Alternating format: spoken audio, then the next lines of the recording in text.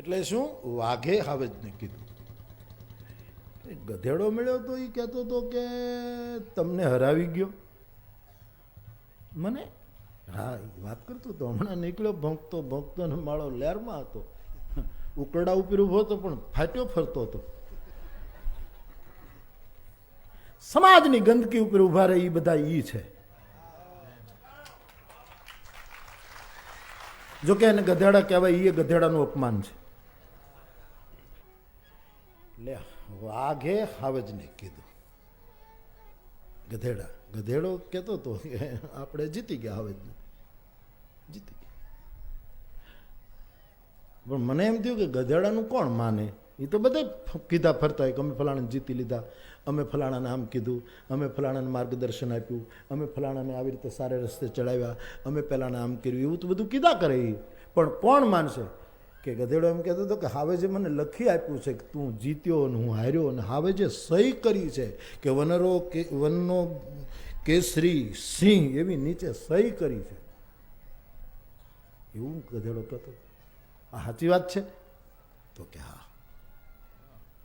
હું બોર્ડમાં બેઠો હતો અને ગધેડો આવ્યો અને એણે મને કહ્યું કે લડાઈ કરવી છે. એટલે મેં કીધું કેમ ભાઈ, આ તને હું ઉજમ સૂજ્યું કે નહીં લડવું છે સિંહ? એટલે મેં કીધું કે તારી સાથે નો લડાઈ પ્યારે, અમે હાવજ છીએ ભત્રીજા, તારી હારે નો લડાઈ. મારા બાપ હજી તારા દાંતમાં દૂધ છે. અરે કે નહીં લડવું છે, ભૂક્યો. હાવજ કે મારા બાપ નો લડાય. પણ વાત કે તમે વાત કરો, હકીકત પછી શું થઈ? કે એ કહે છે કે તમે લખી દીધું કે હું હારી ગયો ને સહી કરી. કે હા મેં કાગળ લખી દીધો. પછી કે લાવ કાગળ લાવ, હું લખી આપું છું કે તું જીત્યો અને હું હાર્યો. કેમ? કે ગધેડાની હારે લડાઈ નહીં. કારણ કે એમાં જીતી જઈએ ને તો એમ કે હાવજે ગધેડાને જીત્યો, એમાં શું મોટાઈ. અને કદાચ ન જીતીએ ને વાહેથી પાટું મારીને વયો જાય ને તો આખી દુનિયા કે હાવજને ગધેડું પાટું મારી ગયું. એટલે અમુકની હારે આમ લખી જ દેવાય, વાતુમાં ઉતરાય જ નહીં સાહેબ. ઉદાસીન નિત રહી ગોસાઈ અને ખલ પરિહરિય શ્વાન કી નાઈ. ગધેડું એ બુદ્ધિ છે અને હાવજ એ હૈયું છે. હૃદય હાવજ છે. આત્માને હૃદયને હાવજ જેવું રાખજો. અને બુદ્ધિ એ તો ગધેડું છે. ક્યારેક ક્યારેક એને ઉજમ ચડે ને ત્યારે હાવજની ગુફામાં જઈને એમ કહે કે અમારે લડવું છે. એટલે સમજદાર હૃદય એમ કહે ને કે બાપા હું હાર્યું અને તું જીત્યો. કારણ કે તને જીતવામાં મોટાઈ નહીં. તું થોડોક તર્ક કરીને એક પાટું મારી લે ને તો આખી દુનિયા વાતું કરે. હાવજ ખડ ન ખાય.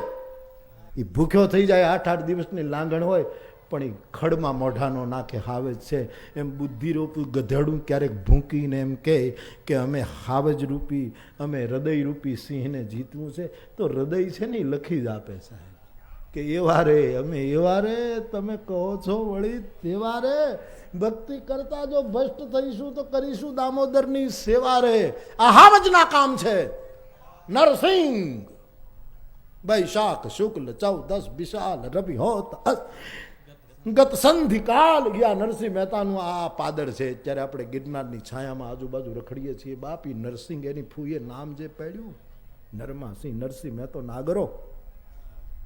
તો બાપ બુદ્ધિ તો ગધેડું છે, એની મહિમા છે. સ્થિત પ્રજ્ઞ હોય બુદ્ધિ, શાંત ગધેડું ઊભું હોય. એની ટીકા નથી કરતો પાછું. જુઓ તમે, હા ગધેડા જેવું કોઈ સ્થિત પ્રજ્ઞ નહીં. મને ગધેડું આમ બહુ ગમે, આમ ગધેડાય ગમે.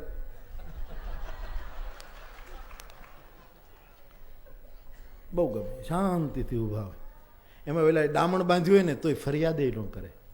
હા એકાદ પગે ઈજો થયો તો એક પગ આમ રાખીને કોઈક તપસ્વી જાણે તપ કરતો હોય એમ ઊભો હોય. આપણે બાજુ નીકળીએ તો હામુય ન જુએ. સ્થિત પ્રજ્ઞ બુદ્ધિનું એક લક્ષણ છે, સ્થિત પ્રજ્ઞ બુદ્ધિ. ગધેડું બહુ સરસ છે.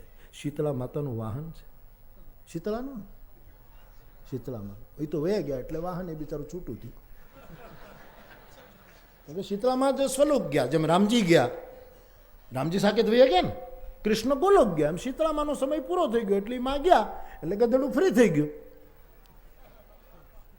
અમુક માતાજીઓ આપણે ત્યાં આવીને પછી એનું અવતાર કાર્ય પૂરું થયું એટલે ઘણી માતાજીઓ આવી, બહુ માતાજીઓની જરૂર નથી, હું તમને ખાનગીમ કહી દઉં, એક બે બહુ છે. નવ દુર્ગા કાફી છે બાપ.